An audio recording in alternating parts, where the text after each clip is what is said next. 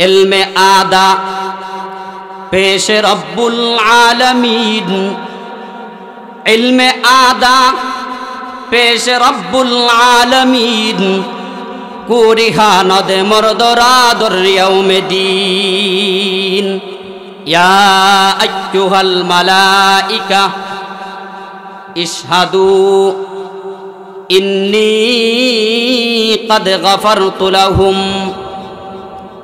আল্লাহর নবীজি বলেন, যেই মুহূর্তে ফেরেশতারা বলেন ওগো রব্বুল আলামিন, এই যে অন্ধকার রাত্রে কোনকনে ঠান্ডার রাত্রিতে দুনিয়ার সমস্ত বেড়াজালকে ছিন্ন করে পারিবারিক সমস্ত ঝামেলাকে লাথি মেরে কাঙ্গালের মতন, অসহায়ের মতন, ভিক্ষুকের মতন আল্লাহ তোমার জমিনের মধ্যে বসা আছে। ওগো রব্বুল আলামিন, তাদের একমাত্র উদ্দেশ্যই হলো আল্লাহ তুমি তাদের জিন্দেগির গুনাহ মাফ করে দিবা, আর দুনিয়াতে থাকা অবস্থায় তাদের নামটা জাহান্নামীদের লিস্ট থেকে কাইটা আল্লাহ তোমার দয়ায় জান্নাতীদের লিস্টের মধ্যে উঠাইয়া দিবা। রব্বুল আলামিন বলেন, হে ফেরেশতারা, এই মুহূর্তে সাক্ষী থাক, এই যে আমার বান্দারা অন্ধকার রাত্রিতে এই মুহূর্তে রহমতি সামিয়ানার ভিতরে আমি আল্লাহকে রাজি আর খুশি করার উদ্দেশ্যে বসে আছে। এই মুহূর্তে আমি বলে দিলাম, তাদের জিন্দেগির পিছনের জিন্দেগির মধ্যে যতগুলা গুনাহ ছিল ওই মুহূর্তে আমি আল্লাহ তাদের পিছনের জিন্দেগির সমস্ত গুনাহ আমি আল্লাহ মাফ করে দিলাম। আল্লাহ পাক রব্বুল আলামিন আমাদেরকে মুবারক জলসার মধ্যে উপস্থিত হওয়ার তৌফিক দান করেছেন। আপনারা বলেছেন আমরা খুশি, একটু জোরে সুরে খুশির আওয়াজে বলেন তো আলহামদুলিল্লাহ। সম্মানিত উপস্থিতি, আমারে চিনেন না এমন মানুষ মনে হয় কমাস কম প্যান্ডালের ভিতরে নাই। আজকে কয়েক বৎসর যাবৎ আমি আপনাদের এলাকার মধ্যে আসি।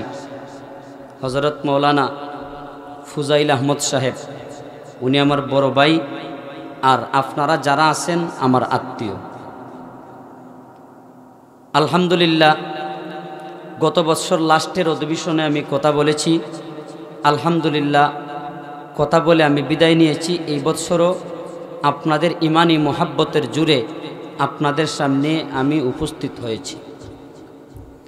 আমি আপনাদেরকে জিজ্ঞাসা করি, একটা ক্লাসের মধ্যে যদি ছাত্র 50 জন হয় তাহলে 1 নাম্বার কয়জন হয়? একজন, 2 নাম্বার একজন, 3 নাম্বার একজন, তে 1 2 3 মিলা 3 জন। ঠিক তেমনি ভাবে এই যে আমরা এই সামিয়ানার ভিতরে বসা আছি, আপনারা বলেন তো দেখি, অত্র এলাকার ভিতরে কি শুধু আমরাই না আরও আসুন?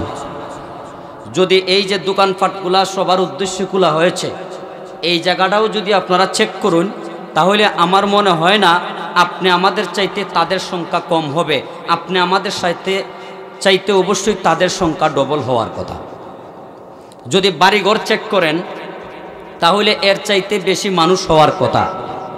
তাহলে এত মানুষ আসতে পারলো না, আমরা গোটা কয়েকজন আসলাম। আসলে এখানে ব্যাপারটা কি, এই জিনিসটা তো ক্লিয়ার করার দরকার না? আসলে এখানে ব্যাপারটা কি? ব্যাপারটা হইল গিয়া, ক্লাসের মধ্যে ছাত্র 1 জন হয়। নবী আলাইহিস সালাতু ওয়াস সালাম বলেন, কিভাবে আমরা আল্লাহর জমিনের মধ্যে আল্লাহর বান্দাবান্দীদের মধ্যে আমরা 1 নম্বরের স্থানে আসি একটু বুঝেন। হাদিস শরীফের মধ্যে আছে, আল্লাহর নবীজি বলেন, যেই জায়গার মধ্যে কুরআন ও হাদিসের কথাবার্তা হয় ওই জায়গাকে নিরাপত্তা দেওয়ার জন্য, ওই জায়গার ভিতরে যারা থাকে তাদেরকে নিরাপত্তার সংবর্ধনা দেওয়ার জন্য আল্লাহর তৈরি আসমান থেকে অসংখ্য গণিত ফেরেশতারা আল্লাহ তাআলা জমিনে নাজিল করে দেন। আর একটু জোরে কইনা সুবহানাল্লাহ। 1 নম্বরে আমরা আসিনি, খেয়াল করিয়েন। আরেক দল ফেরেশতারা আসেন, আসার পরে বলেন, ওগো রব্বুল আলামিন, আমরা তো জমিনে গেলাম, যেখানে কোরআন হাদিসের কথা হয় সেখানে আমরা গেলাম। যাওয়ার পরে দেখি অসংখ্য গণিত ফেরেশতারা চতুর্দিকে বেষ্টনী দিয়ে দাঁড়াই আছেন। আল্লাহ, আমরা দাঁড়াইব কোন জায়গায়? আল্লাহ বলেন, ফেরেশতার দল আসমানে আসিও না, আবার জমিনে যাও। একজন ফেরেশতার কাঁধের উপরে আরেকজন ফেরেশতা দাঁড়িয়ে যায়। কিতাবের মধ্যে আছে একজন ফেরেশতার কাঁধের উপরে আরেকজন ফেরেশতা দাঁড়াইতে দাঁড়াইতে আল্লাহর তৈরি জমিন থেকে নিয়ে আসমান পর্যন্ত ফেরেশতাদের কাতার চলে যায়। এক নম্বর স্থান আমাদের। দ্বিতীয় নাম্বার, নবীজি বলেন ইল্লা নাজালাত আলাইহিমুস সাকিনা, যতক্ষণ পর্যন্ত আমার উম্মতেরা কুরআন ও হাদিসের কথাগুলো শোনার জন্য পুষা পাখির মতন বসে থাকবে, ততক্ষণ পর্যন্ত আল্লাহর তরফ থেকে রহমত আর বরকত বৃষ্টির মতন তাদের মাথার উপরে নাজিল হতে থাকবে। কয়টা গেল? দুইটা।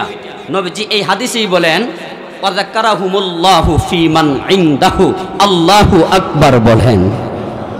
নবীজি বলেন যে এখানের মধ্যে যারা বসা আছেন তাদের কথা আল্লাহ তাআলা আসমানের মধ্যে আল্লাহর কাছে যত বড় বড় ফেরেশতারা আছেন এই সমস্ত বড় বড় ফেরেশতাদের সাথে আল্লাহ নিজে আপনি আমাদের কথা আলোচনা করেন। বড় বড় ফেরেশতা আমাদের দেশের গভর্নমেন্ট প্রাইম মিনিস্টার প্রধানমন্ত্রীর কাছে, নাম বলবো না, যেই তাকুক পরিস্থিতি বেশি বালা না, যেই তাকুক এই সরকারের কাছে, একবারে সরকারের কাছাকাছি আপনি আমার মতন খটাই মজর থাকে না বড় বড় পেট ফিটওয়ালারা থাকে। এই পেট ফিটওয়ালারা যখন রাস্তাঘাটে চলে তখন তাদের বাঁশির আওয়াজে সাধারণ মানুষ পর্যন্ত রাস্তাঘাটে চলাফেরাটা তাদের পক্ষে দায় হয়ে যায়। তাহলে জমিনের সরকারের কাছে যদি বড় বড় লোক থাকে, তাহলে আসমান জমিন কুল কায়নাতের সরকারের কাছে বড় বড় ফেরেশতারা থাকতে পারে না? অবশ্যই তাকে এই বড় বড় গ্রহণযোগ্য মুআজ্জাজ ফেরেশতাদের সাথে আল্লাহ তাআলা আপনি আমাদের কথা আল্লাহ তাআলা আলোচনা করেন। কোন কি আলোচনা করেন শুনতেননি? আল্লাহ ফেরেশতাদেরকে বলেন, হেই ফেরেশতারা, দোকান বাজার হাটের আড্ডা বন্ধ দিয়া, বাড়িঘরের বিলাসিতা বন্ধ দিয়া, চায়ের দোকান স্টল বাজার হাটের সব কিছু আড্ডা বন্ধ দিয়া এই মুহূর্তে এই যে আমার বান্দারা এতিমের মতন, কাঙ্গালের মতন, অসহায়ের মতন, ভিক্ষুকের মতন এইগুলো আকাশের নিচে সাধারণ একটা সামিয়ানার নিচে বসা আছে, তাদের উদ্দেশ্যটা কি? আচ্ছা, এতটুকু পর্যন্ত আমি আপনার প্রশ্ন করি, আমরা কোন কারণে বসা আছি পৃথিবীর কেউ না জানুক, একমাত্র আল্লাহ জানেননি না জানেন না? জানার পরও ফেরেশতাদেরকে প্রশ্ন করেন কেন? ছোট্ট একটা বাচ্চা, আপনার মাত্র 3 বছর বয়স। মাত্র কয় বছর বয়স? 3 বছর। বাবারে তোমার এই বিটটা দিও না, ঠিক আছে? খুব সুন্দর সাউন্ড দিতেছে এখন, আলহামদুলিল্লাহ। ছোট্ট একটা বাচ্চা, মাত্র 3 বছর বয়স। 3 বছর বয়সে বাচ্চা যখন কথা বলে তখন বাচ্চার কথাগুলা মা বাবার কলিজার মধ্যে যাই আঘাত করে। কথা ঠিক না বেটি? আপনি যখন বাজারে যাইতেছেন, আপনার ছোট্ট বাচ্চাটা ভালো করে কথা বলতে পারে না, একটু নারিং বিরিং করে বলতেছে, আব্বু আপনি যে বাজারে যাইতেছেন আমার জন্য একটা পটেটো, 1 প্যাকেট বিস্কুট আর কিছু চানাচুর আমার জন্য নিয়ে আসেন। বাবা বললেন ঠিক আছে নিয়ে আসবো। বাবা প্রতিদিন রাত্রে ঘরের মধ্যে বাজার থেকে ফিরেন 8টার সময় ধরে নেন। ঘটনাক্রমে ওই রাত্রে বাবা 10টার সময় বাজার থেকে আইছেন। আসার পরে দেখতেছেন ছোট্ট বাচ্চাটা 8টার সময় ঘুমিয়ে যাওয়ার কথা, কিন্তু না ঘুমাইয়া দরজা ফাঁকা করিয়া অন্ধকার রাত্রে ঘরের বাহিরের দিকে তাকাইতেছে আর অপেক্ষা করতেছে।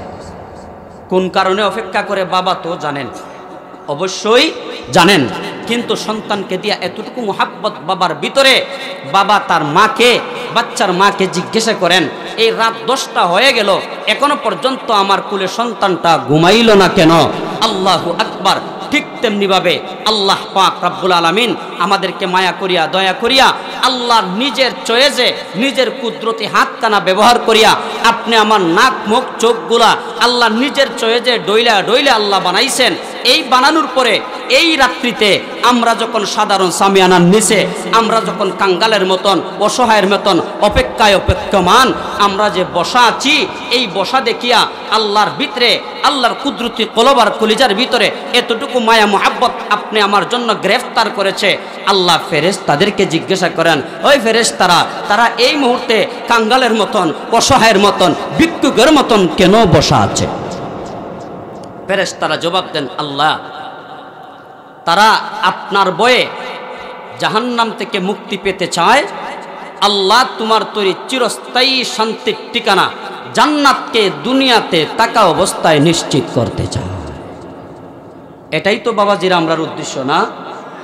ইলমে আদা পেশে রব্বুল আলামিন, ইলমে আদা পেশে রব্বুল আলামিন, কুরিহা নদে মরদরা দরিয়াউমে দিন। এই যে আমরা দিনের জ্ঞান হাসিল করার জন্য আমরা এসেছি, একমাত্র আমাদের উদ্দেশ্য আল্লাহ নি আমাদের উপরে রাজি আর খুশি হয়ে যান। এই উত্তরটা ফেরেশতাদের কাছ থেকে জানার পরে নবী আলাইহিস সালাতু ওয়াস সালাম বলেন, আল্লাহ বলেন, ইয়া আইয়ুহাল মালাইকা ইশহাদু ইন্নী ক্বাদ গাফারতু লাহুম। আল্লাহর নবীজি বলেন, যেই মুহূর্তে ফেরেশতারা বলেন, ওগো রব্বুল আলামিন, এই যে অন্ধকার রাত্রে, কনকনে ঠান্ডার রাত্রিতে দুনিয়ার সমস্ত বেড়াজালকে ছিন্ন করে, পারিবারিক সমস্ত ঝামেলাকে লাথি মেরে কাঙ্গালের মতন, অসহায়ের মতন, ভিক্ষুকের মতন আল্লাহ তোমার জমিনের মধ্যে বসা আছে। ওগো রব্বুল আলামিন, তাদের একমাত্র উদ্দেশ্যই হলো আল্লাহ তুমি তাদের জিন্দেগির গুনাহ মাফ করে দিবা, আর দুনিয়াতে থাকা অবস্থায় তাদের নামটা জাহান্নামীদের লিস্ট থেকে কাইটা আল্লাহ তোমার দয়ায় জান্নাতীদের লিস্টের মধ্যে উঠাইয়া দিবা। রব্বুল আলামিন বলেন, হে ফেরেশতারা, এই মুহূর্তে সাক্ষী থাক, এই যে আমার বান্দারা অন্ধকার রাত্রিতে এই মুহূর্তে রহমতি সামিয়ানার ভিতরে আমি আল্লাহকে রাজি আর খুশি করার উদ্দেশ্যে বসে আছে। এই মুহূর্তে আমি বলে দিলাম, তাদের জিন্দেগির পিছনের জিন্দেগির মধ্যে যতগুলা গুনাহ ছিল, ওই মুহূর্তে আমি আল্লাহ তাদের পিছনের জিন্দেগির সমস্ত গুনাহ আমি আল্লাহ মাফ করে দিলাম। আল্লাহ যদি মাফ করে দেন, আল্লাহর গায়বী খাজানাত কোনো কমতি হইব বাবাজিরা? কোনো কমতি হইব? কোনো কমতি হইতো নাই। তাহলে বোঝা গেল আল্লাহর এই জমিনের মধ্যে, বিশেষ করে এই আউয়াল মহল আমিরপুর এলাকার মধ্যে মানুষের অভাব নাই, কিন্তু আল্লাহ আমাদেরকে আসার তৌফিক দান করলেন কেন? তার কারণ হইল আল্লাহ বান্দাবান্দীদের মধ্যে আমাদেরকে আল্লাহর লিস্টের মধ্যে 1 নাম্বার স্থানের মধ্যে আল্লাহ তাআলা কবুল আর মঞ্জুর করেছেন। এই জন্য আমরা খুশি না? একটু খুশি সুরে বলেন তো আলহামদুলিল্লাহ। আচ্ছা, এখন চলুন বন্ধুরা আমার নির্ধারিত তিলাওয়াতকৃত আয়াতের মধ্যে যাই। সূরা তাহরিমের যে আয়াত আপনাদের সামনে আমি তিলাওয়াত করেছি, এই আয়াতের মধ্যে আল্লাহ বলেন, ইয়া আইয়ুহাল্লাযীনা আমানু তুবু ইলাল্লাহি তাওবাতান নাসুহা আসা রাব্বুকুম আন ইউকাফিরা আনকুম সাইয়্যাতিকুম ওয়া ইউদখিলাকুম জান্নাতিন তাজরি মিন তাহতিহাল আনহার। এই হলো আমার তিলাওয়াতকৃত আয়াত। এই আয়াতের মধ্যে 4টা অংশ আছে। এই 4টা অংশ আমি আপনাদের সামনে বলবো, যত সময় লাগে, যদি 5 মিনিট 4 20 মিনিট লাগে, 20 মিনিটে আমার আলোচনা চলবে। মনোযোগ দিয়ে ইনশাআল্লাহ শুনবেন তো? আলহামদুলিল্লাহ। এই আয়াতের শুরুতে প্রথম অংশের মধ্যে আমার আল্লাহ বলেন, ইয়া আইয়ুহাল্লাযীনা আমানু। আল্লাহ বলেন, ইয়া আইয়ুহাল্লাযীনা আমানু, হে ঈমানদারেরা। এখন ঈমানদার কাকে বলে, আর আল্লাহ ঈমানদার বলে ডাক দিলেন কেন? আল্লাহর পবিত্র 30 পারা কুরআনুল কারীমের মধ্যে আল্লাহ পাক মানুষকে কোনো সময় ডাক দিয়েছেন ইয়া আইয়ুহান নাস, হে মানুষ সকল। আল্লাহ কোনো সময় ডাক দিয়ে বলেছেন ইয়া আইয়ুহাল মুশরিকুন, হে মুশরিক সম্প্রদায়। আল্লাহ কোনো সময় বলেছেন ইয়া আইয়ুহাল কাফিরুন, হে কাফির সম্প্রদায়। আল্লাহ কোনো সময় বলেছেন ইয়া আইয়ুহাল মুনাফিকুন, হে মুনাফিক সম্প্রদায়। কিন্তু এই জায়গার মধ্যে আল্লাহ তাআলা বলেছেন ইয়া আইয়ুহাল্লাযীনা আমানু, হে ঈমানদার সম্প্রদায়। তাহলে ঈমানদার সম্প্রদায় বলে আল্লাহ ডাক দিলেন কেন? ইমানদারদের সাথে আল্লাহর সম্পর্কটা কি এটা আগে বোঝা লাগবে। অন্য আয়াতের মধ্যে আল্লাহ পাক বলেন আল্লাহু ওয়ালিয়ুল্লাযীনা আমানু, আল্লাহ বলেন আল্লাহু ওয়ালিয়ুল্লাযীনা আমানু, আল্লাহ বলেন যাদের ভিতরে ঈমান নামক দৌলত আমি আল্লাহ দিয়েছি তারা এই পৃথিবীর বুকে সবচাইতে বেশি আপন লোক আমি আল্লাহ। তাহলে ইয়া আইয়ুহাল্লাযীনা আমানু, আমানুর সঠিক অর্থ হইল গিয়া আল্লাহ ডাক দিয়া বলতেছেন হে আমার আপনজনেরা, হে আমার আপনজনেরা। একটা মানুষ যখন একটা মানুষকে বলবে হে আমার আপনজন, তাহলে বোঝা গেল তার ডাকের মধ্যে, তার আহ্বানের মধ্যে একটা মাধুর্যতার একটা প্রভাব অবশ্যই আছে, আসেনি না নাই? তে আল্লাহ যে বলেন হে আমার আপনজনেরা, বোঝা গেল আল্লাহ তাআলা মাধুর্যতার সুরে, করুণার সুরে আল্লাহ তাআলা একটা কথা আমাদেরকে অবশ্যই বলবেন। দেখি আল্লাহ কি বলেন। আল্লাহ বলেন ইয়া আইয়ুহাল্লাযীনা আমানু তুবু ইলাল্লাহি তাওবাতান নাসুহা। আল্লাহ বলেন হে আমার আপনজনেরা, তুবু ইলাল্লাহ, তোমরা আমি আল্লাহর কাছে ফিরে আসো, আমি আল্লাহর কাছে ফিরে আসো। জন্মের পর থেকে, বুঝদার হওয়ার পর থেকে এই পর্যন্ত আমরা উলামায়ে কেরামের জবান থেকে আমরা একটা কথা প্রায়ই শুনি যে যদি কোনো গুনাহ করি উলামায়ে কেরাম আমাদেরকে সতর্ক করে বলেন যে তুমি তওবা করো, তুমি তওবা করো। এই তওবা শব্দটা কিন্তু মূলত আরবি, তার বাংলা অর্থ হচ্ছে ফিরে আসো। বাংলা অর্থ কি? ফিরে আসো। তাহলে আল্লাহ তাআলা কেন বলতেছেন ফিরে আসো? আমি আপনাদেরকে বলি, একজন মা একজন বাবা, এই দুইজনের মাধ্যমেই আমরা পৃথিবীর বুকে আসছি। এই মা এবং বাবা দুইজনের মাধ্যমে আমরা দুনিয়ার মধ্যে আসলাম। মুরব্বীরা বলেন সন্তানের প্রতি মা এবং বাবার যে মুহাব্বত, এই মুহাব্বতের মধ্যে কিছু ডিফারেন্স, কিছু পার্থক্য আছে। কি পার্থক্যটা? সন্তানের মুহাব্বত বাবার তাকে পিঠে, আর সন্তানের মুহাব্বত মায়ের তাকে মায়ের কলিজায়, মায়ের কলিজায়।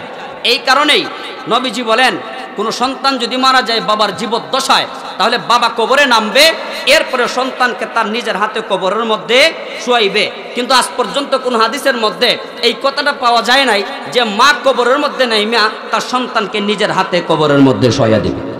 আপনারা শুনছেন?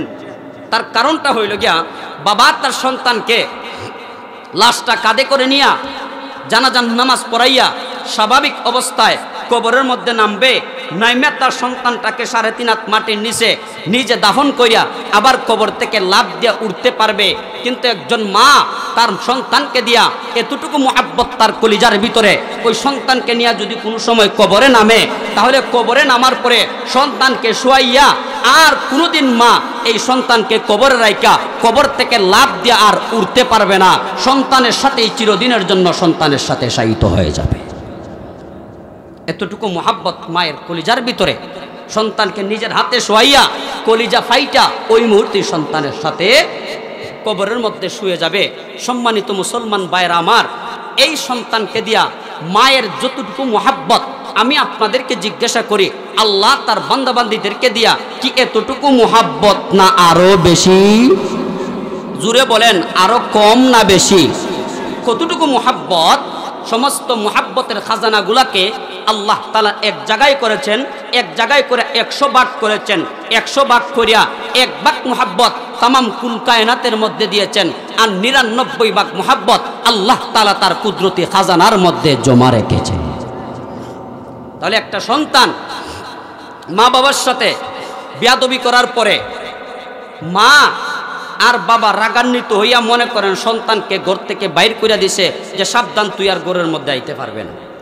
এমন বেয়াদবি গুস্তাখি তো আমরা করি, করি কিনা করি না? রাত্রে যখন 12টা হয়ে গেছে, বাবা আরামের বিছানায় ঘুমাইয়া গেছে, কিন্তু মা আরামের বিছানায় বাবার সাথে একই বিছানায় থাকার কথা, কিন্তু মা এই বিছানার মধ্যে না ঘুমাইয়া দরজাটা ফাঁক করিয়া একটু এক চোখ দিয়া তাকান যে দেখি আমার সন্তানটাকে দেখা যায় কিনা।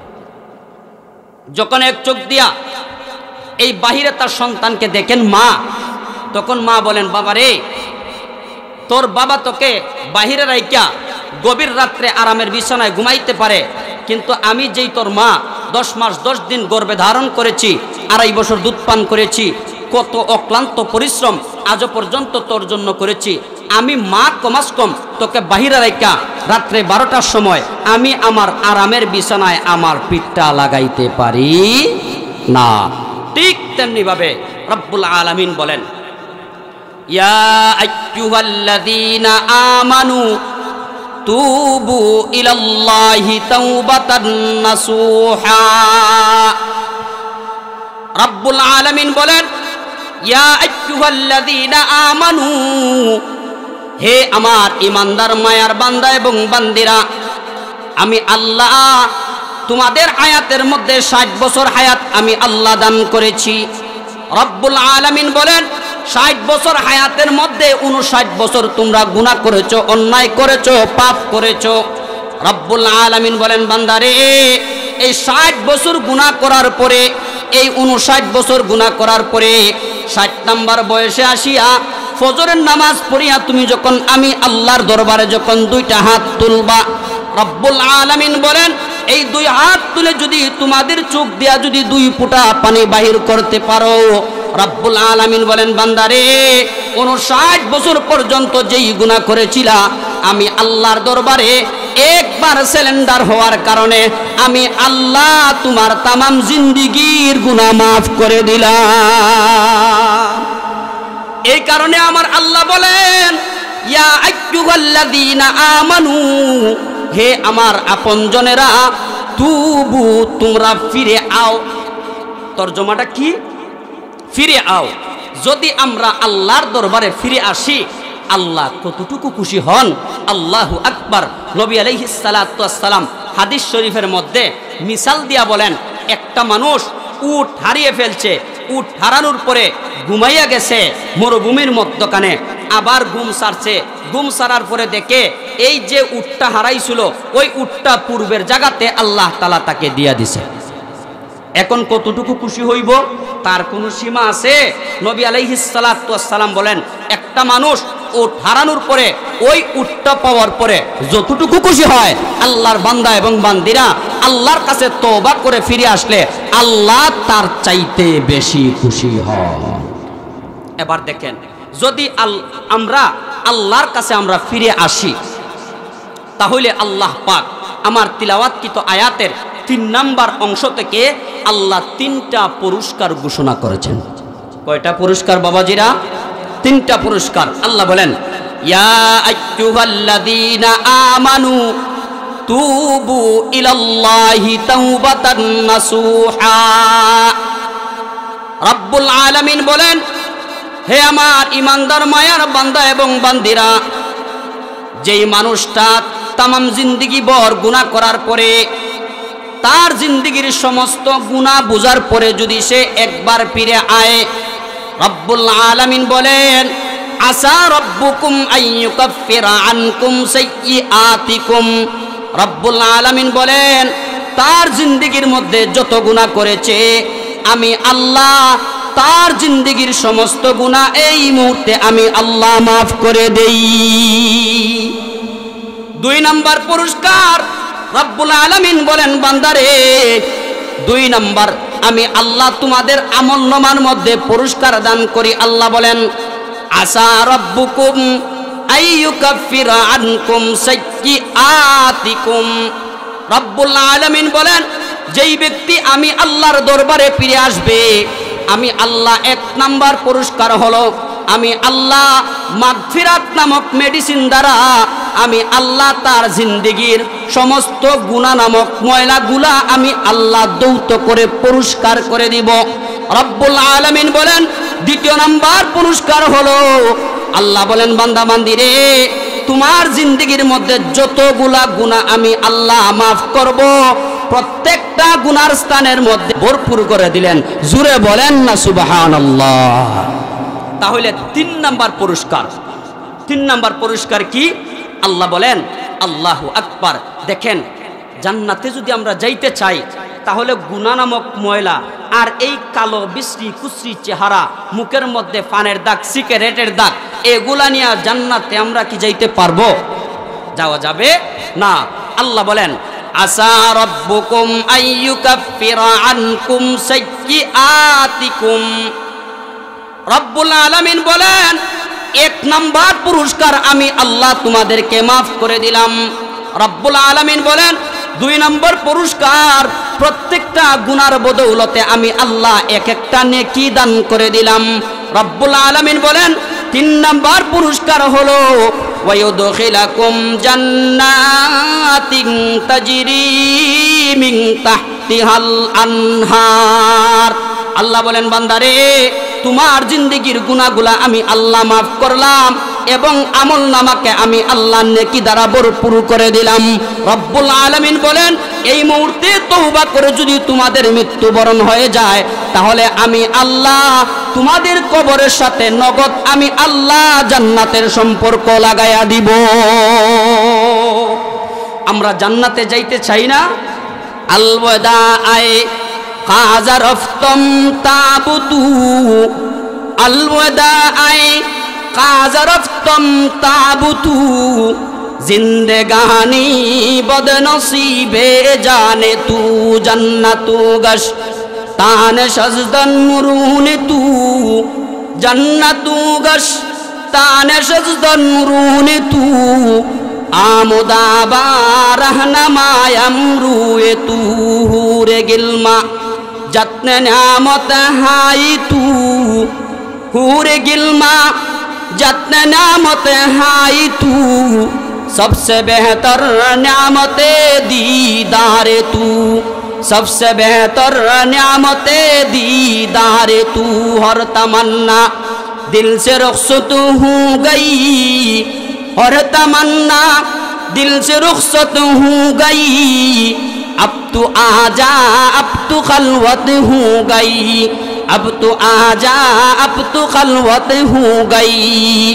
আল্লাহু আকবার। আল্লাহ আল্লাহ যখন আমাদেরকে মাফ করে দিলেন এবং আমল নামাকে যখন নেকি দ্বারা ভরপুর করে দিলেন, আল্লাহ যখন এক পর্যায়ে আমাদেরকে জান্নাতের মধ্যে পৌঁছায়া দিবেন, কবি বলেছেন জান্নাতের মধ্যে যাওয়ার পরে জান্নাতি বান্দা বান্দীদেরকে আল্লাহ পাক রব্বুল আলামিন বলবেন, হে জান্নাতের মায়ের বান্দা এবং বান্দীরা, দুনিয়াতে থাকা অবস্থায় আমি আল্লাহ যতগুলা পুরস্কারের কথা বলেছিলাম, রব্বুল আলামিন বলেন এই জান্নাতের মধ্যে যতগুলা নাজ নিয়ামতের কথা বলেছিলাম এই নাজ নিয়ামতগুলা তোমরা পেয়েছো কিনা?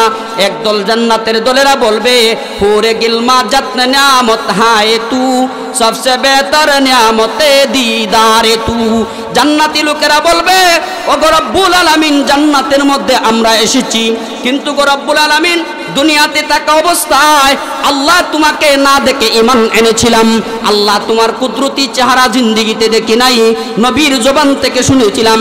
জান্নাতে আসার পরে প্রধান কাজ হলো, প্রধান নিয়ামত হলো আল্লাহ তোমার কুদরতি চেহারাটা আমরা একটাবার দর্শন করব।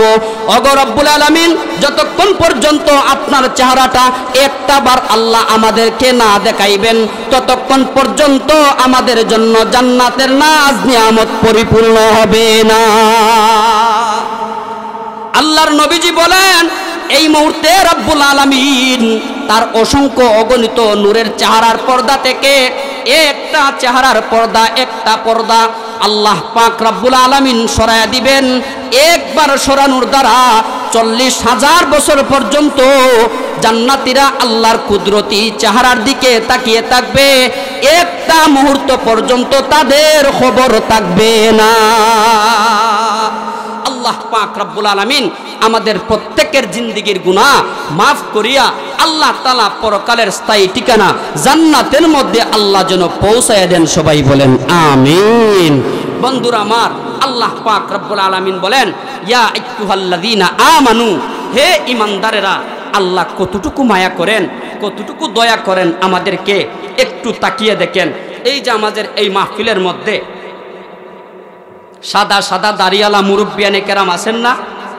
এই তো সাদা দাড়িওয়ালা মুরব্বি, এই তো যাদের মুখের দাড়ি সাদা হইয়া গেছে। নবী আলাইহিস সালাতু ওয়াস সালাম বলেন এই সমস্ত সাদা দাড়িওয়ালা মুরব্বিরা যদি আল্লাহর দরবারে হাত তুলে আল্লাহ তাদের খালি হাতকে ফেরত দিতে আল্লাহ নিজে লজ্জাবোধ করে। আর একটু জুড়ে কন্যা সুবহানাল্লাহ। আল্লাহ লজ্জাবোধ করেন। এই সাদা সাদা দাড়িয়ালা মুরব্বিয়ানে কেরাম যদি আল্লাহর দরবার হাত তুলে আল্লাহু আকবার। অন্য হাদিসের মধ্যে নবী আলাইহিস সালাতু ওয়াস সালাম বলেন, একটা যুবক অবস্থায় যদি আল্লাহর ইবাদত বন্দেগী করতে পারে, বৃদ্ধ অবস্থায় কোনো ইবাদত যদি ছুটেও যায় খুদা না খাস্তা, তাহলে আল্লাহ তাআলা পেনশন হিসাবে আল্লাহ যুবক বয়সের ইবাদতকে কবুল করিয়া, আল্লাহ বৃদ্ধ বয়সের কুসুরি ক্ষমা করিয়া, আল্লাহ যুবক বয়সের ইবাদতের মতন আল্লাহ তাআলা কবুল আর মঞ্জুর করে নেবে। এই কারণে যুবক ভাইরা, আপনাদের কাছে আমার একটা মেসেজ। আল্লাহর নবীজি হাদিস শরীফের মধ্যে বলেন, ময়দানে মাহশরে বনি আদম একটা কদম সামনে আগ বাড়তে পারবে না যতক্ষণ পর্যন্ত 5টা প্রশ্নের উত্তর না দিবে। কয়টা প্রশ্নের উত্তর রে ভাই? 5টা। এর মধ্যে একটা হইল গিয়া আন উমরিহি ফিমা আফনা। নবীজি বলেন, তোমাকে আমি আল্লাহ মূল্যবান একটা হায়াত নামক নিয়ামত দান করেছিলাম। এই হায়াতটা কোন কাজে, কোন ক্ষেত্রে, কোন কায়দায়, কোন তরিকায় তুমি ব্যয় করেছো, তার হিসাব দেওয়ার আগ পর্যন্ত একটা কদম তুমি আজকে সামনে আগ বাড়তে পারবা না। আরেক হাদিসের মধ্যে বলেন, নবী আলাইহিস সালাতু ওয়াস সালাম বলেন, সাবাতু ইউযিল্লুহুমুল্লাহু ফি যিল্লি ইয়াওমা লা যিল্লা ইল্লা যিল্লু। আল্লাহর তৈরি কাল হাসরের ময়দানে আল্লাহর আরশের নিচে 7 প্রকার মানুষদেরকে আল্লাহ পাক আশ্রয় দান করবেন। কয় প্রকার? 7 প্রকার। এর মধ্যে 1 প্রকার মানুষ যুবক। সুবহানাল্লাহ কন্যা। 1 প্রকার মানুষ কারা? যুবক। যুবক কি সবাই না 1 শ্রেণীর যুবক? কোন শ্রেণীর যুবক? যেই সমস্ত যুবকদেরকে কোনো বেগানা মহিলা হারাম কাজের জন্য আহ্বান করেছে, আর ওই মুহূর্তে যুবক ভাইটা বলেছে, ইন্নী আখাফুল্লাহ, আমি আল্লাহকে ভয় করি, তোমার এই খারাপ কাজে আমি সাড়া দিতে পারবো না। আল্লাহর নবীজি বলেন, এমন একটা যুবক যদি দুনিয়ার জিন্দগিটা কাটিয়ে যাইতে পারে, তাহলে কাল হাসরের ময়দানে সূর্য যখন আধাত উপরে চলে আসবে, আল্লাহর কুদরতি আরশের ছায়া ছাড়া আর কোনো ছায়া থাকবে না। ওই মুহূর্তে ইন্নী আখাফুল্লাহ বললেওয়ালা যুবকটাকে আল্লাহ তার আরশের নিচে ছায়া দান করবে। 2 নাম্বার, এই যে বুড়া বুড়া বাবাজিরা আছেন, আল্লাহু আকবার, মুখের দাড়ি সাদা হইয়া গেছে, এর মানে এই সাদা দাড়ি সিগন্যাল দেয় আমি এক সময় কালো ছিলাম, এই মুহূর্তে সাদা হয়ে গেছি। এর মানে তোমার জিন্দগিটা এক সময় কালো ছিল, এই মুহূর্তে সাদা হয়ে গেছে। এর মানে তোমার জিন্দগির পাওয়ার আস্তে আস্তে লেস হয়ে গেছে। আগে কোমরে দড়া ছিল, এখন কোমরে দড়া আছে। আগে কোমরটা অনেক ভালো ছিল, এখন কোমরে দড়া। উঠলে বসতে পারে না, বসলে উঠতে পারে না, হাঁটতে পারে না, দৌড়তে পারে না, সাংসারিক কাজকর্ম আঞ্জাম দিতে পারে না। এই কোমর সিগন্যাল দেয় যে হে ডেড বডি, হে বডিটা তুই জেনে রাখ, আমি কোমর আগে ছিলাম সোজা, এই মুহূর্তে হয়ে গেছি বাঁকা। এর মানে তোর জিন্দগিটা আগে যেভাবে ছিল, এই জিন্দগির পাওয়ার লেস হয়ে গেছে, এই মুহূর্তে তোর কবরে যাওয়ার সময় হয়ে গেছে। কদম সুয়ে মার কাদে, নজর সুয়ে দুনিয়া, किधर जा रहा है किधर देखता है, ये चमन सहारा भी होगा, ये कब्र बुलबुल को दो, ताकि अपने जिंदगी को सोच कर कुर्बा करे, ताकि अपने जिंदगी को सोच कर कुर्बा करे। কবি বলেছেন, তোমার জিন্দগির প্রত্যেকটা মুহূর্ত, প্রত্যেকটা কদম সামনে যাইতেছে, এর মানে প্রত্যেকটা কদম তোমার কবরের দিকে যাইতেছে। সুতরাং কবরের দিকে তোমার একটা কদম পরে আরেকটা কদম যে যাইতেছে, প্রত্যেকটা কদম যেন তোমার হিসাবের ভিতরে যায়। কিসের ভিতরে যায়? হিসাবের ভিতরে যায়। সম্মানিত মুসলমান ভাই সব, আমি যেই কথাটা আপনাদের খেদমতে আমি বলতে চাচ্ছি, যদি আমরা দুনিয়াতে থাকা অবস্থায় চিরস্থায়ী ঠিকানা জান্নাতকে আমরা নিশ্চিত করতে চাই, তাহলে শুধুমাত্র কেবলমাত্র একটা মেডিসিন আমাদের ব্যবহার করা লাগবে। কয়টা মেডিসিন? একটা মেডিসিন, যেই মেডিসিনটাকে আল্লাহ পাক তার কোরআনের ভাষায় বলেন, ইয়া আইয়ুহাল্লাযীনা আমানু তুবু ইলাল্লাহি তাওবাতান নাসুহা। আল্লাহ বলেন, হে আমার আপনজনেরা, তোমরা ফিরে আও। মেডিসিনটার নাম তওবা, অর্থাৎ আল্লাহর কাছে ফিরে যাওয়া। নবী আলাইহিস সালাতু ওয়াস সালাম বলেন, আমার উম্মতের কোনো বান্দা এবং বান্দিরা তারা যদি আল্লাহর ভয়ে আল্লাহর কুদরতি পায়ে সেজদা দিয়া যদি দুই চোখ দিয়া দুই ফুটা চোখের পানি ফালায়, আল্লাহর নবীজি বলেন যেই দুই ফুটা চোখের পানির মধ্যে দুইটা মাছির একটা দানা পরিমাণ ভিজবে না। আল্লাহর নবীজি বলেন এই দুই ফুটা চোখের পানির মধ্যে আল্লাহ পাক এমন অ্যাকশন আর পাওয়ার দান করবেন, হাসরের ময়দানে যখন তার জন্য জাহান্নামের আগুন দাউ দাউ করবে, দুনিয়ার জিন্দেগির দুই ফুটা চোখের পানি আল্লাহ পাক দাউ দাউ কিতো আগুনের মধ্যে ফালাইয়া আল্লাহ পাক রব্বুল আলামিন তার নামের জাহান্নামের আগুন আল্লাহ নিভাইয়া দিবেন। আচ্ছা, এই পুরস্কারটা আল্লাহ তাআলা কেন দান করবেন? আল্লাহু আকবার। আল্লাহ আমাদেরকে মুহাব্বত করেন। আল্লাহ আমাদেরকে কি করেন? মুহাব্বত করেন।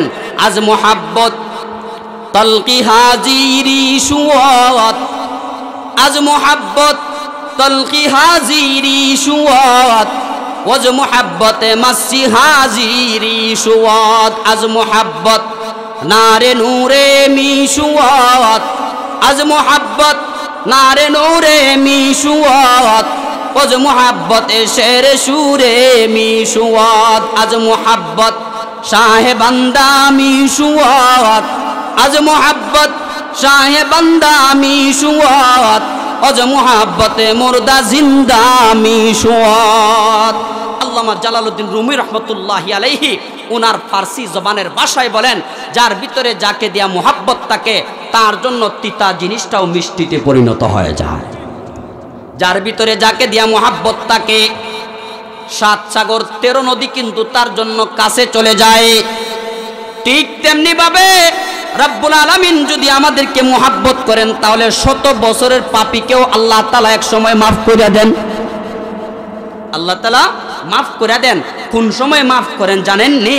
জোশে মে আ জু দরিয়া রহম কা, জোশে মে আ জু দরিয়া রহম কা, গোবরে সদ সালাহু ফাখর আউলিয়া, গোবরে সদ সালাহু ফাখর আউলিয়া।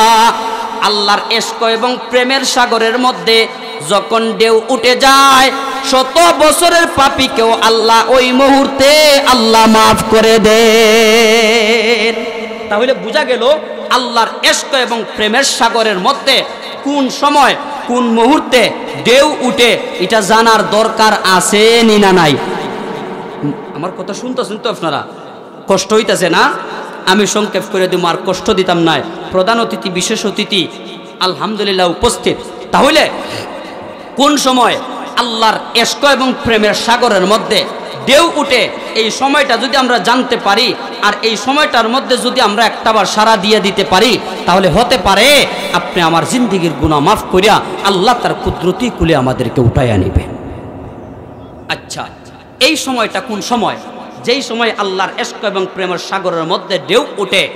এই যে রাত্রি, একটা রাত্রিকে আপনি 3 ভাগ করেন। বাবাজিরা কয় ভাগ? জুড়ে বলেন, কয় ভাগ? 3 ভাগ। এই প্রথম ভাগ, দ্বিতীয় ভাগ, শেষ ভাগ। এই যে রাত্রিকে 3 ভাগ করে একদম লাস্টের ভাগে 1/3 গভীর রাত্রে, বলেন তো দেখি ফজরের আগ মুহূর্তে যেই সময়টা আছে, এই সময়টার মধ্যে মানুষ ঘুমন্ত থাকে না জাগ্রত থাকে? ঘুমন্ত থাকে না? পশু পাখি, জীব জানোয়ার সব কিছু নিস্তব্ধ, ঘুমন্ত। আল্লাহু আকবার। নবীজি বলেন, আল্লাহ বলেন, বান্দাবান্দিরা রাত্র যত গভীর হয় দুনিয়ার রাজা বাদশাদের খাজানার দরজাগুলা বন্ধ হয়, কিন্তু রাত্র যত গভীর হয় আমি আল্লাহর কুদরতি খাজানার দরজাগুলা তোমরার বান্দাবান্দিদের জন্য আমি আল্লাহর কাছে আরো উন্মুক্ত হয়। শেষ রাত্রে এই যে লাস্টের ভাগের মধ্যে আল্লাহর ইশক, আল্লাহর মায়া সাগরের মধ্যে ঢেউ উঠে। কোন সময়? শেষ রাত্রে। শেষ রাত্রে যখন ঢেউ উঠে তখন আল্লাহ পাক প্রথম আসমানের মধ্যে আসেন। কোন আসমানে? এটাকে দুনিয়ার আসমান বলা হয়। এই দুনিয়ার আসমানের মধ্যে আল্লাহ পাক রব্বুল আলামিন আসার পরে আল্লাহ পাক আওয়াজ দিয়া বলেন, আস্তে আস্তে ডাকেন, আলা মিন মুস্তাগফিরিন ফাগফির লাহু, আলা মিন মুস্তারজিকিন ফারযুকাহু। আল্লাহর নবীজি বলেন, একটা রাত্রকে 3 ভাগ করে যখন লাস্টের ভাগ রাত্র চলে যায়, পৃথিবীর সমস্ত মানুষ ঘুমিয়ে যায়, পশু পাখিরা পর্যন্ত ঘুমের বিভুরে চলে যায়, দুনিয়ার রাজা বাদশাদের সমস্ত খাজানার দরজাগুলা বন্ধ হয়ে যায়, এমনকি টাকা দিয়ে কেনার সমস্ত মার্কেট দোকানগুলা পর্যন্ত বন্ধ হয়ে যায়। আল্লাহর নবীজি বলেন, আমার উম্মত যখন শেষ রাত্রে চলে আয়, ওই মুহূর্তে রাব্বুল আলামিন প্রথম আসমানের মধ্যে আসেন। আসার পরে আল্লাহ ডাক দিয়া বলেন, এ পৃথিবীর মায়ের বান্দা এবং বান্দিরা, কেউ আসনি মাফ চানেওয়ালা? এই মুহূর্তে আমি আল্লাহ এসেছি মাফ করে দেনেওয়ালা। 2 নম্বরে নবীজি বলেন, এরপরে আল্লাহ বলেন, কেউ আচনি রিজিক তালাশ করনেওয়ালা? আমি আল্লাহ এসেছি রিজিক দেনেওয়ালা। এরপরে নবী আলাইহিস সালাতু ওয়াস সালাম বলেন, আল্লাহ বলেন, কেউ আচনি বিপদ থেকে মুক্তি চানেওয়ালা? আমি আল্লাহ এসেছি যেই কোনো বিপদ থেকে তোমাদেরকে মুক্তি করে দেনেওয়ালা। আল্লাহর নবীজি বলেন, একদম ফজরের আজানের আগ পর্যন্ত রব্বুল আলামিন বান্দাবান্দীদের জন্য একটা একটা প্রয়োজন আর হাজত তালাশ করেন, আর প্রয়োজনগুলা উল্লেখ করে আল্লাহ ডাকেন, হে আমার বান্দা এবং বান্দিরা, যেই প্রয়োজন নিয়া, যেই বিপদ নিয়া, যেই হাজত নিয়া এই শেষ রাত্রির মধ্যে উঠে তোমরা আমি আল্লাহর দরবারে হাজিরা দিবা, যা এই মুহূর্তে চাইবা আমি আল্লাহ ওই মুহূর্তে তোমাদেরকে দিয়া দিব। আল্লাহ পাক আমাদেরকে শেষ রাত্রিতে উঠে আল্লাহর কুদরতি পায়ের মধ্যে একটা বার হাজিরা দেওয়ার তৌফিক দান করুক, সবাই বলেন আমিন। এই কারণে সাইয়্যিদুনা হযরত উমর ইবনুল খাত্তাব রাদিয়াল্লাহু তাআলা আনহুর আমল ছিল যে উনি এশার নামাজ পড়ে উনি ঘুমাইয়ে যাইতেন। কেন ঘুমাইয়ে যাইতেন? যাতে করে শেষ রাত্রিতে তিনি উঠতে পারেন, শেষ রাত্রিতে তিনি উঠতে পারেন। দেখেন, একটু নিজের কাছে আনেন দুনিয়ার মধ্যে বিষয়টা। একটা মানুষ যদি একটা মানুষের কাছে কোনো সময় অফরাদ করে, অফরাদ করার পরে গোপনে যদি 1 দিন না 2 দিন না 3 দিন যাবত লাগাতার রাত্রে রাত্রে যদি তার ঘরের মধ্যে যায়, আমার তো মনে হয় মানবতার দাবিতে বলে এই মানুষটা যদি মার্ডারও করে থাকে 3 দিন শেষ রাত্রিতে গভীরে তার বাড়িতে যাওয়ার কারণে এক সময় সে মাফ করে দিবে। দিবেনি না দিবে না?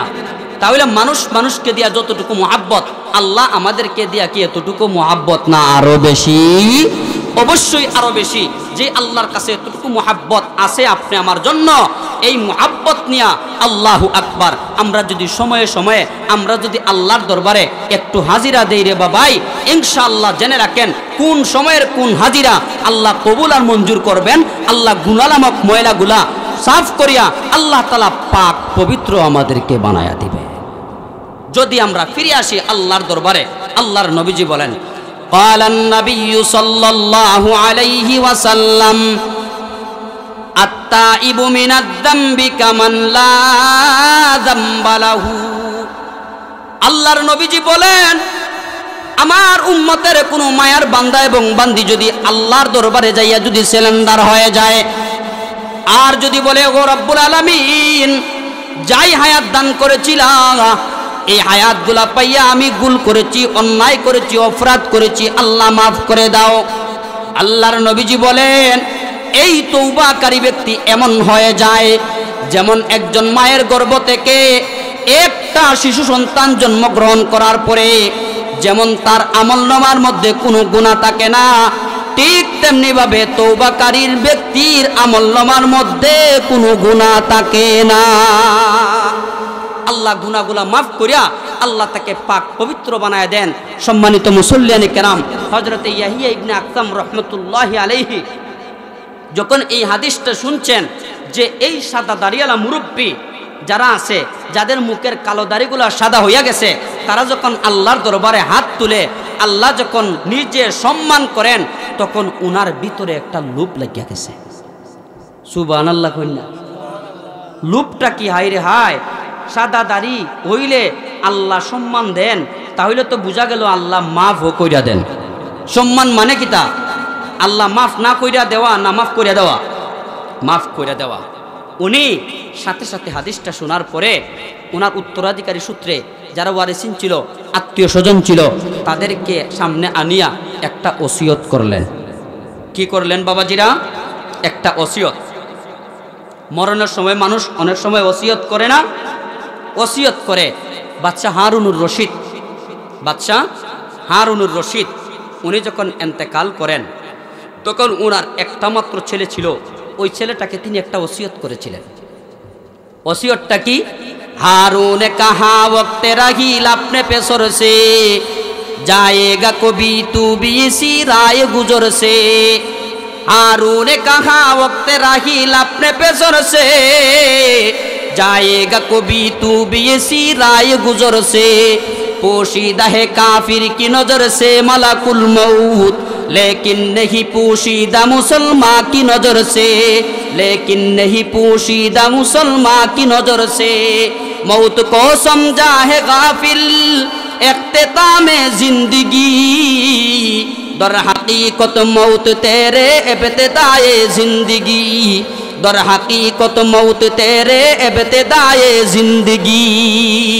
বাদশা হারুন রশিদ তার সন্তানকে ওসিয়ত করে, মানুষে মনে করছে ওসিয়ত কি তার বাদশাহী কার কাছে যাবে, তার বাদশাহীর কোন দায়িত্ব কিভাবে পালন করবে, তার দন দৌলত অট্টালিকা বাসাবাড়ি এইগুলা কার কাছে হস্তান্তর হবে, টাকা পয়সাগুলা কার খাজানায় যাবে, মনে হয় এগুলা বলবে।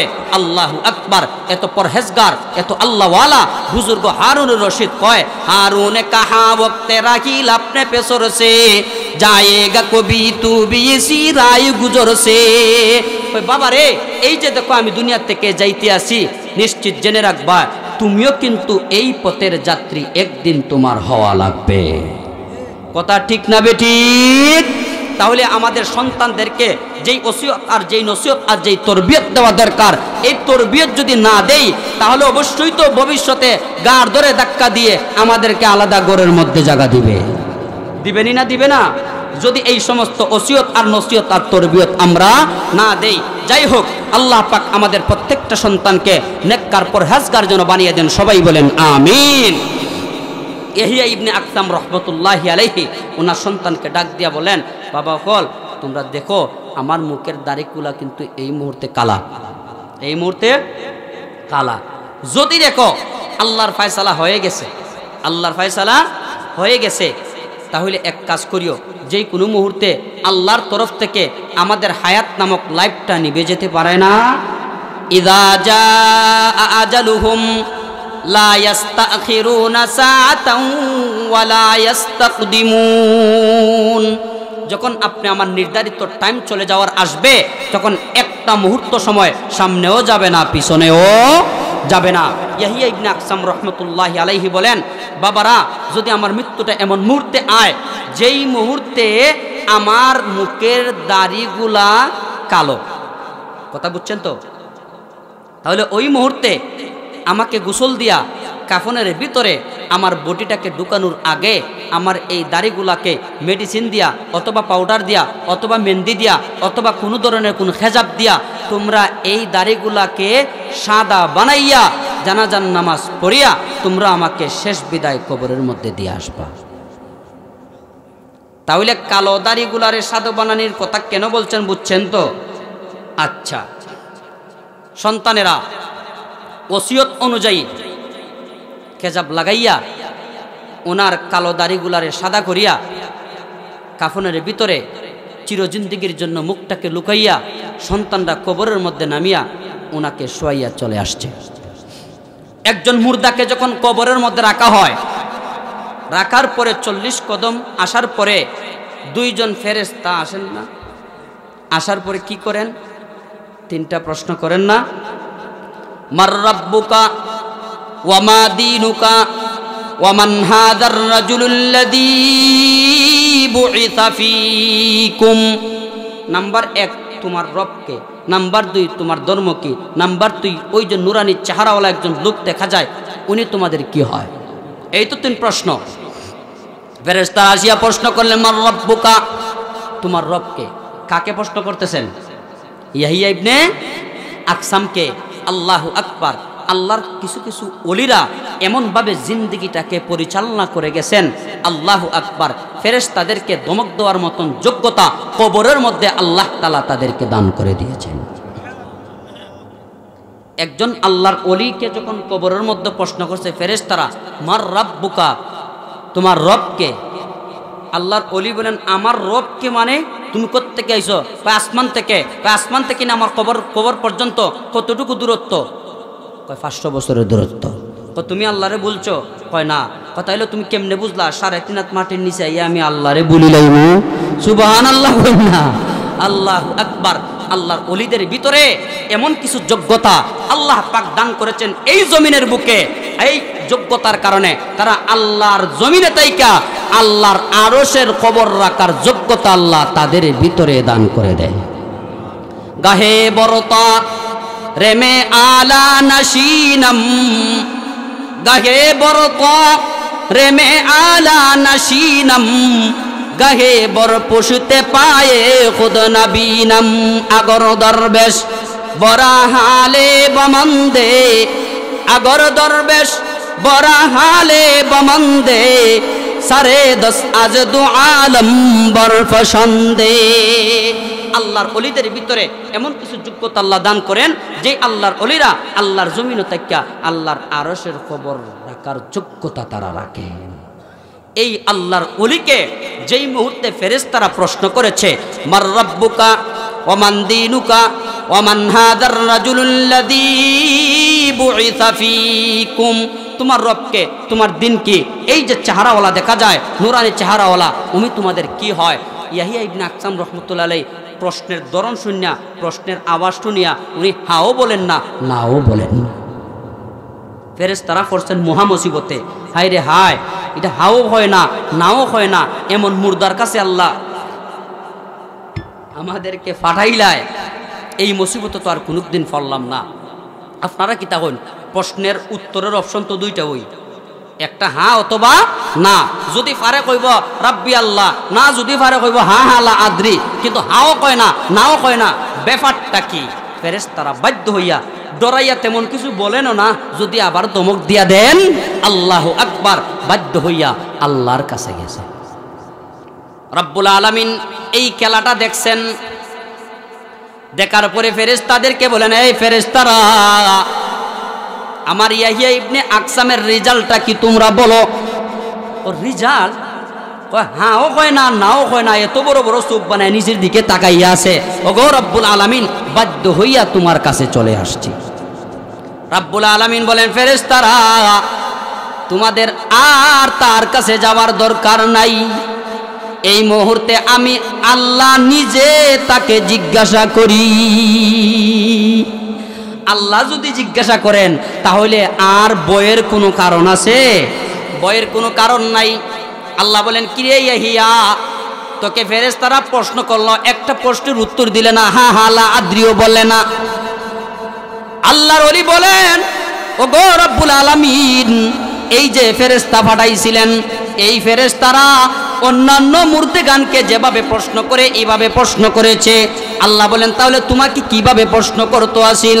ইয়াহিয়া ইবনে আকসাম বলে, রব্বুল আলামিন, হাদিস শরীফের মধ্যে শুনেছিলাম সাদা দাড়িওয়ালা মুরব্বীদেরকে আল্লাহ তুমি নিজে সম্মান দান করো। ওগো রব্বুল আলামিন, কিন্তু এই ফেরেশতারা সাধারণ মূর্তিগানের মতো আমাকে বলল, মার রাব্বুকা ওয়া মা দীনুকা ওয়া মান হাযার রাজুলুল্লাযী বুইসা ফীকুম, এইভাবে আমার প্রশ্ন করলো, সম্মান দিল না। এই কারণে এগুলার প্রশ্নের জবাবই আমি আল্লাহ দিছি না। আল্লাহ বলেন, তাহলে তোর মুখের দাড়ি সাদাই তুই 2 নম্বরই করছ। কয় নম্বরই? আপনারা 2 নম্বরই জানেননি। আসলে কি উনার মুখের দাড়ি সাদা আসিল না হলুদ আসিল? হলুদ আসিল না? কুরবানির আমল নামা যখন তাদের হাতে দিবেন, আর প্রত্যেকটা আমল নামার মধ্যে তার গুনাহগুলা যখন বান্দাবান্দিরা স্বীকার করে বলবে, আল্লাহ এটা করছি, এটা করছি, এটা করছি, এটা করছি, আল্লাহ বলেন, স্বীকার যেহেতু আইছো, আমি আল্লাহ তোরে মাফ করে দিলাম। আল্লাহ যেন আমাদেরকে মাফ করে দেন। সবাই কোন আমিন। তাহলে আল্লাহ বলেন তোর মুখের দাড়ি তো মূলত সাদা আসিল না রে বান্দা, তুই 2 নম্বরে কইরা তুই মেডিসিন লাগাইয়া তোর এই কালা দাড়িগুলার তুই সাদা বানাইয়া আইছস, ব্যাপারটা কি?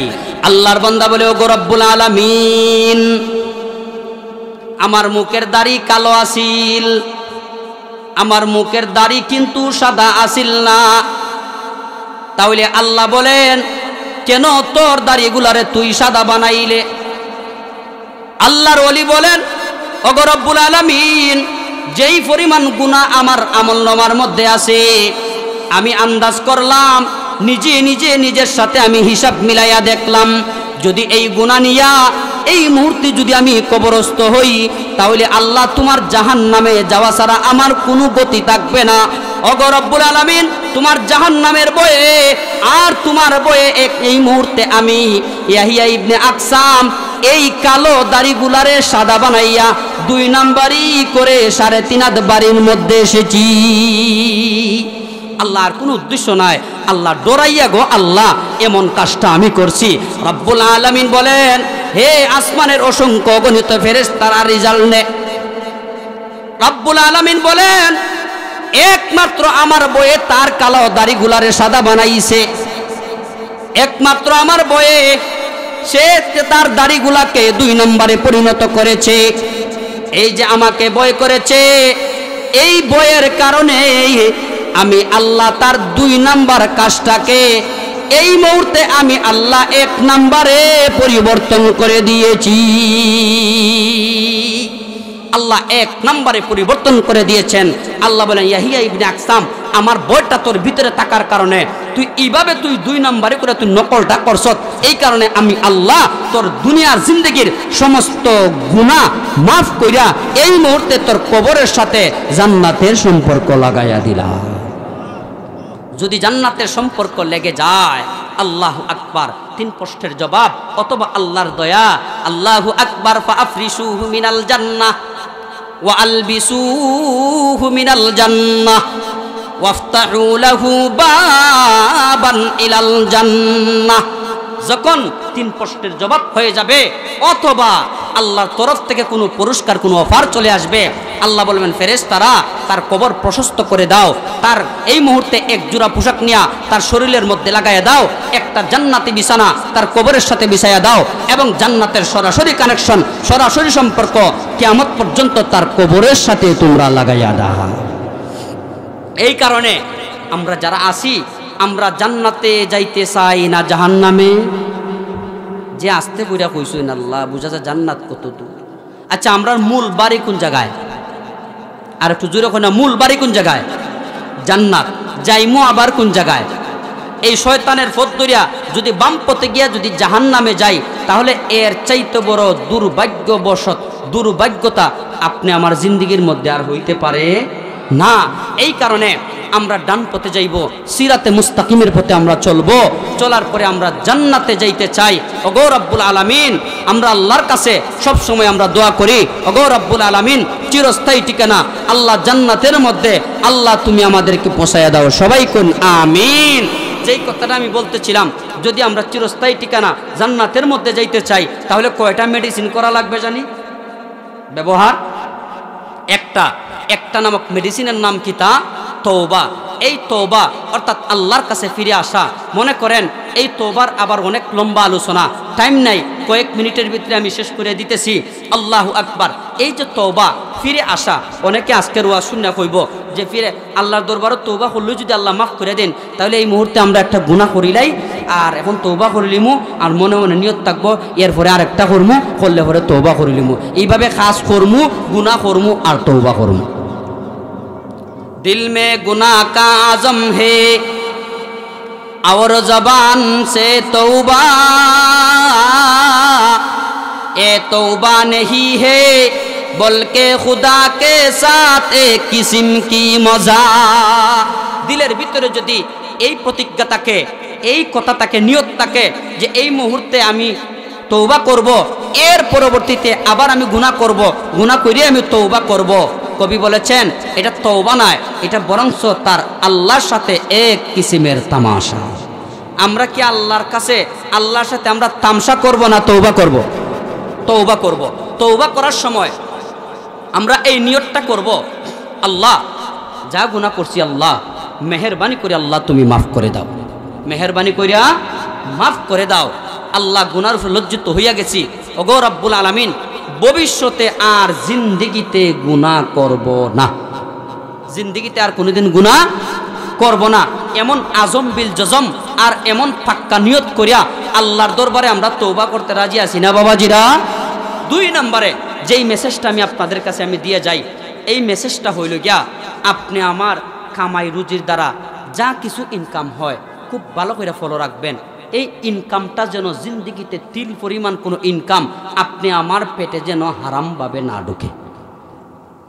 তওবা বলেন, ইবাদত বলেন, নামাজ বলেন, রোজা বলেন, আল্লাহর দরবারে গ্রান্ট হওয়ার পিছনে যতগুলো প্রতিবন্ধক জিনিস আছে এর মধ্যে একটা প্রতিবন্ধক জিনিস হইলে গিয়া হারাম খাদ্য পেটের ভিতরে ঢুকা। যদি হারাম খাদ্য খাইয়া যদি পেটের ভিতরে ঢুকাইয়া কেউ যদি তামাম জিন্দেগি ভর যদি সেজদা দিয়া তার কপালের মধ্যে দাগ ফালায়, দাগ ফালাইতে পারবে, তার ইবাদত তার জমিনের মধ্যেই থাকবে, মালিকে কায়নাতের কাছে যাইয়া কবুল আর মঞ্জুর হবে না। পাকে গিরদা রি আমল রা আজরিয়া, পাকে গিরদা রি আমল রা আজরিয়া, সময় ইমানে তোরা বাসদ জিয়া চুষে কমরা, পাকে দারি আজ হারাম চুষে কমরা, পাকে দারি আদ হারাম মর্দ ইমাদারে বাসি ওয়াসসালাম হর কে দারত ই সিফত বাসদ শরীফ, হর কে দারত ই সিফত বাসদ শরীফ और न दारद ईमान ज़ईफ़ हर के बातिन अज हरामश पाक नेस, हर के बातिन अज हरामश पाक नेस, रूह उरा राह सु अफला के नेस। कवि বলেছেন বন্ধুরা আমার, নিজের জিন্দেগির আমলটাকে যদি সুসজ্জিত করতে চান তাহলে নিজের এই জিন্দেগির মধ্যে যতগুলো আমল করবেন, যা কিছু করবেন সব সময় খেয়াল রাখবেন, ফলো রাখবেন তিল পরিমাণ কোনো খাদ্য যাতে, হারাম খাদ্য যাতে আপনি আমার পেটের মধ্যে না ঢুকে। যদি হারাম খাদ্য যদি আপনি আমার পেটের মধ্যে যদি ঢুকে তাহলে তামাম জিন্দেগি ভর আমল করতে পারি, কিন্তু এই সমস্ত আমল মহান আল্লাহর দরবারে কবুল হবে না। আল্লাহ পাক রব্বুল আলামিন আমাদেরকে যাবতীয় হারাম ইনকাম এবং হারাম খাদ্য থেকে হেফাজত তাকিয়া আল্লাহর দরবারে তওবা করিয়া জিন্দেগির গুনাহগুলা মাফ করাইয়া আল্লাহর দরবারে যেন পাকসাদ বান্দা হিসাবে আমরা যেন কবুল হইতে পারি, সেই তৌফিক যেন আল্লাহ সবাইকে দান করেন। সবাই বলেন আমিন। আমার কথা এই মুহূর্তে আলহামদুলিল্লাহ শেষের দিকে। হুজুর আইসুন, আপনারা দেখছেন নি চেহারার দিকে একবার তাকাইন, আপনারা তাকাইছুন, আমার চেহারা না হুজুরের চেহারা। আমি মৌলভীবাজার এক মাদ্রাসায় আমি 5ম শ্রেণী পর্যন্ত লেখাপড়া করছি। ওই মাদ্রাসায় যখন আমি পড়তাম তখন হুজুরের বয়ানগুলা শোনার জন্য বিভিন্ন এলাকায় মাদ্রাসাকে বাগ্যে যাইতাম, যাইয়া পকেটের মধ্যে নোট বই রাখতাম, খাতা রাখতাম, রাখিয়া হুজুরের বয়ানগুলা নোট করতাম, নোট করিয়া ঘন্টা 1.5 ঘন্টা এগুলারে রিপ্লে করতাম। বয়স আনুমানিক 12-13 আসি। যাই হোক, এই যে হুজুরের কথাগুলা নোট করছিলাম, নোট করার পরে আলহামদুলিল্লাহ জায়গায় জায়গায় যখন বয়ান করি আজও পর্যন্ত হুজুরের জবানের ওই কথাগুলা ওই কানের মধ্যে এখনো পর্যন্ত বাজে। কিন্তু দুঃখের ব্যাপার হইল গিয়া বর্তমানে আমাদের সমাজের মধ্যে যেই সমস্ত উলামায়ে কেরাম, মুহাক্কিক উলামায়ে কেরাম অরিজিনাল ওয়াজগুলা সাপ্লাই দেন, এই ওয়াজগুলা অধিকাংশ মানুষ পছন্দ করে না। নাম দেয় তাফসিরুল কোরআন মহাসম্মেলন, তাফসির পেশ করবেন অমুক হুজুর, কিন্তু অমুক হুজুর বই স্টেজে বইই গানের টান শুরু করে গানের তাফসির শুরু করে। কোরআন হাদিস ও ওয়াজের কি অভাব আছে? ওয়াজের অভাব নাই। অরিজিনাল কোরআন এবং হাদিস থেকে এই সমস্ত মুহাক্কিক উলামায়ে কেরাম আলহামদুলিল্লাহ ওয়াজগুলা সাপ্লাই দেন।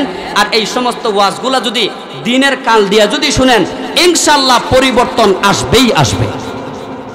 সবাই বসবেন তো ইনশাআল্লাহ? মোনাজাত পর্যন্ত সবাই বসবেন। হুজুরের পবিত্র জবান থেকে হুজুরের চেহারার দিকে তাকাইয়া কথাগুলা দিলের কান দিয়া শুনবেন। হুজুরের কাছে আমরা সবাই দোয়া চাই, হুজুর যেন আমাদের প্রত্যেকের জন্য দোয়া করেন। জিন্দা মুর্দা সবাইকে আল্লাহ যেন মাফ করে দেন। যতগুলা কথা আসরের পর থেকে এই পর্যন্ত হইতেছে এবং লাস্ট অধিবেশন প্রধান অতিথি পর্যন্ত হবে, প্রত্যেকটা কথার উপরে আল্লাহ পাক আমাদেরকে আমল করার তৌফিক যেন দান করেন। সবাই বলেন আমিন। ওয়া আখির দাওয়ানা আলহামদুলিল্লাহি রাব্বিল আলামিন।